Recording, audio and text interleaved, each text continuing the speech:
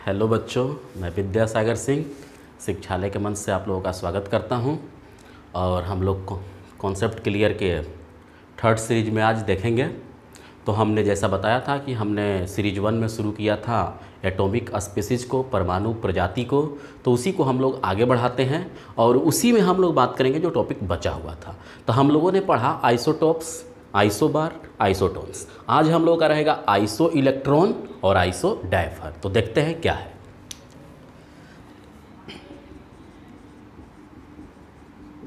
Iso electron जिसे हम लोग बोलते हैं सम इलेक्ट्रॉन या सम इलेक्ट्रॉनिक भी बोलते हैं, आइसो इलेक्ट्रॉनिक भी बोलते हैं, उससे कोई समस्या नहीं है।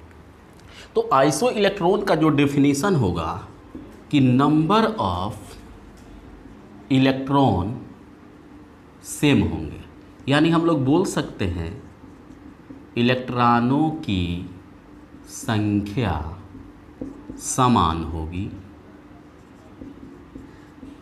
तत्वों में।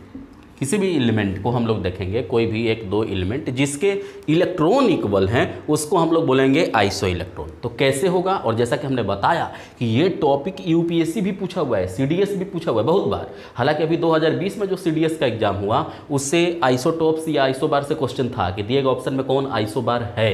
तो इस तरह के क्वेश्चन यहाँ से काफ़ी ज़्यादा आते हैं, इसलिए हमने इस टॉपिक को उठाया है। तो आइसो इलेक्ट्रॉन की अगर हम लोग बात करते हैं, एग्जाम्पल की बात करते हैं, क्योंकि इसका एग्जाम्पल बहुत महत्वपूर्ण है। जैसे अगर हम लोग बात करते हैं एक एलिमेंट जिसका नाम है नियोन, एक एलिमेंट जिसका नाम है नियोन, Ne इसका सिंबल होता है। तो नियोन के पास इलेक्ट्रॉन कितने हैं?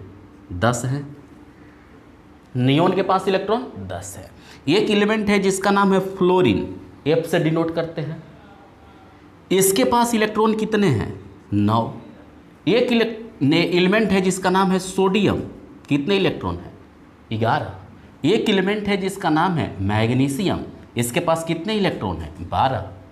एक एलिमेंट है जिसका नाम है, हम बताना चाहेंगे एल्युमिनियम, जिसका एटॉमिक नंबर या नंबर ऑफ इलेक्ट्रॉन कितना है? 13 है। अब देखो बच्चों, कैसे हम लोग आइसो इलेक्ट्रॉन बनाएंगे, क्योंकि ये मिलता नहीं है, इसको बनाना पड़ता है, इसलिए ये काफ़ी इंपॉर्टेंट है। तो आप लोगों ने पढ़ा होगा बाबू कि किसी भी एलिमेंट, जैसे अगर हम लोग बात करते हैं सोडियम, सोडियम की बात किए तो सोडियम पे एक हम लोगों ने प्लस चार्ज दे दिया। तो एक प्लस चार्ज का मतलब कि इसने एक इलेक्ट्रॉन दे दिया है। अगर हम लोग लिखते हैं Cl माइनस, एक माइनस चार्ज देते हैं, इसका मतलब क्लोरीन ने एक इलेक्ट्रॉन ले लिया है। तो सोडियम के पास 11 इलेक्ट्रॉन है, एक चार्ज का मतलब एक इलेक्ट्रॉन दे दिया है, तो बचा कितना? 10। क्लोरीन के पास 17 इलेक्ट्रॉन है, एक माइनस है, इसका मतलब कि एक लिया है, तो कितना इलेक्ट्रॉन हो गया? 18। यानी हम लोग ये समझे कि प्लस का मतलब कि इलेक्ट्रॉन, प्लस का मतलब इलेक्ट्रॉन दे दिया है और नेगेटिव का मतलब इलेक्ट्रॉन ले लिया है। तो अगर हम लोग यहाँ पे करना चाहें फ्लोरीन पे एक माइनस चार्ज, हालांकि अपने मन से प्लस माइनस नहीं देना है, इसको देने के लिए वायलेंसी की नॉलेज होनी चाहिए। हम लोग आगे पढ़ेंगे वायलेंसी, अभी हम लोग केवल एग्जाम्पल बनाएंगे कैसे, या इतना ही से हम जितना एग्जाम्पल देंगे उससे ज़्यादा आज तक किसी एग्जाम में नहीं पूछा गया है, और उससे भी हम 2-4 एग्जाम्पल ज़्यादा देंगे ताकि भविष्य में अगर पूछता भी है तो आपको समस्याएं न हो। नियोन के पास 10 है, इनर्ट गैस है, तो इसमें हम लोग कोई छेड़छाड़ नहीं कर सकते। लेकिन सोडियम मेटल है, एक इलेक्ट्रॉन ये डोनेट करता है, तो एक दे दिया, कितना बचा? 10, 11 था।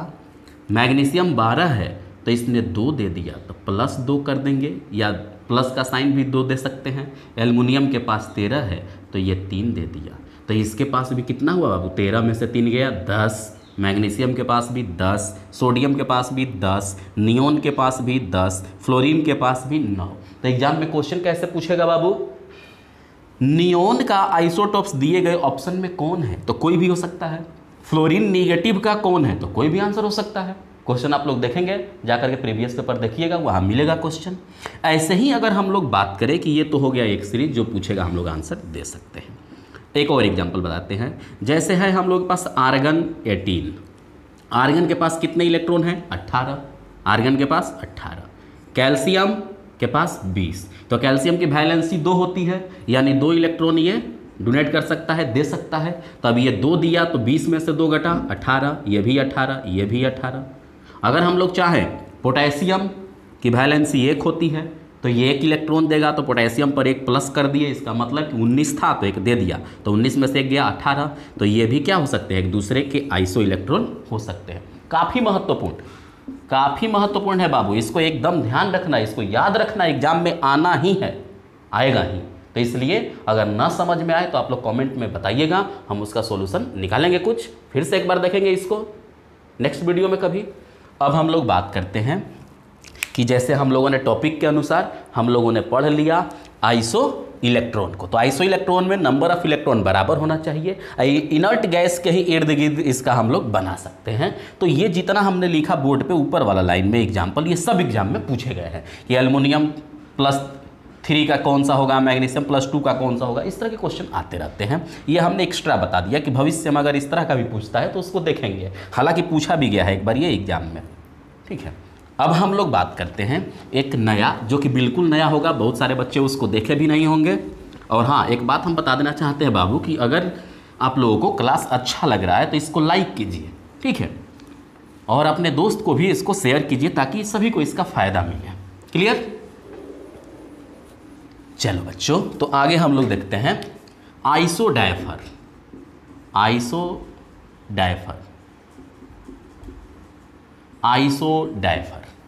आइसो डायफर का कोई अलग से हिंदी नहीं है, तो इसलिए इसको आइसो डायफर के नाम से हम लोग जानते हैं। क्लियर? ये बिल्कुल नया है, इससे अभी तक क्वेश्चन एग्जाम में नहीं पूछे गए हैं, लेकिन पॉसिबिलिटी है कि पूछेगा ही, ठीक है। तो इसलिए हम लोग इसको भी यहाँ देख लेंगे। आइसो डायफर का मतलब होगा कि कोई भी डिफरेंट एलिमेंट हो, लेकिन उसके नंबर ऑफ न्यूट्रॉन और नंबर ऑफ प्रोटॉन का जो डिफरेंस होगा, अंतर होगा, वो इक्वल होगा, तो उसको बोलेंगे आइसो डायफर। यानी number of neutron minus number of proton क्या होंगे बाबू, ये जो होगा ये इक्वल नंबर आएगा, सेम नंबर आएगा। यानी कोई भी दो एलिमेंट को हम लोग लेंगे, वैसा एलिमेंट जिसके न्यूट्रॉन में से प्रोटॉन को घटाएंगे, तो यहाँ पे जो डाटा आएगा वो दोनों एलिमेंट का इक्वल होना चाहिए, है ना, यूनिक है बिल्कुल। Number of neutron minus number of proton का जो डिफरेंस होगा वह डिफरेंस क्या होना चाहिए, सेम होना चाहिए। तो बाबू एक एग्जांपल लेते हैं हम लोग। जैसे हम बात करते हैं प्लूटोनियम, नाम सुने होंगे, PU प्लूटोनियम, जो नागासाकी पे बम गिरा था, नागासाकी पे जो बम गिराया गया था उसमें फ्यूल्स का काम यही किया था। तब प्लूटोनियम का जो होता है 94 एटॉमिक नंबर होता है, मास नंबर 239 होता है बाबू, ध्यान रखना। और इसके बाद PU इसका सिंबल होता है, ध्यान रखेंगे। आगे हम लोग दूसरे की बात करते हैं जिसमें हम लोग बोल सकते हैं यूरेनियम 92-235। क्लियर? ये एग्जाम्पल हम लोगों ने लिया। अब देखो बाबू, हमने बताया था कि जो नीचे डिजिट होगा इसी को हम लोग बोलेंगे नंबर ऑफ प्रोटॉन, या इसी को हम लोग बोलेंगे, इसी का नाम था एटॉमिक नंबर। क्लियर बाबू?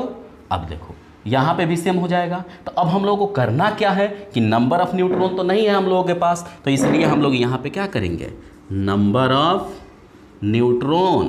तो नंबर ऑफ न्यूट्रॉन इस एलिमेंट के लिए देख रहे हैं, तो क्या करना होगा, मास नंबर में से एटॉमिक नंबर, तो 239 में से 94 हम लोग घटाएंगे, तो 239 माइनस 94, तो कितना मिलेगा आंसर, 145। अब इस एलिमेंट का यही देख लेते हैं। तो नंबर ऑफ न्यूट्रॉन की बात करेंगे तो 235 में से घटाएंगे किसको, 92 को, तो क्या रिजल्ट मिलेगा बाबू, 143 मिलेगा। अब देखो, अब हम लोगों को क्या चाहिए, number of neutron minus number of proton. तो न्यूट्रॉन में से प्रोटॉन को घटा दिए, तो न्यूट्रॉन कितना है बाबू, 145, प्रोटॉन कितना है 94, डिफरेंस कितना होगा 51। सेम कंडीशन यहाँ भी 143 न्यूट्रॉन माइनस प्रोटॉन 92, कितना आया आंसर 51। यही था ना, number of neutron minus number of proton बराबर सेम डिजिट। तो ला दिया हम लोगों ने, प्लूटोनियम 239 और यूरेनियम 235 एक दूसरे का क्या हुआ, आइसोटोप्स हुआ। तो उम्मीद करते हैं बच्चों आप लोगों को क्लास समझ में आई होगी, और समझ में आए, अच्छा लगे तो इसको लाइक करना है, सब्सक्राइब भी करना है चैनल को, और बाकी बच्चों को शेयर भी करना है ताकि ज़्यादा से ज़्यादा लोगों को ये फ़ायदा मिल सके। तो मिलते हैं बाबू हम लोग नेक्स्ट क्लास में, जो होगा हम लोग का कॉन्सेप्ट क्लियर का सीरीज क्या होगा 4 होगा। क्लियर? बाय बच्चों।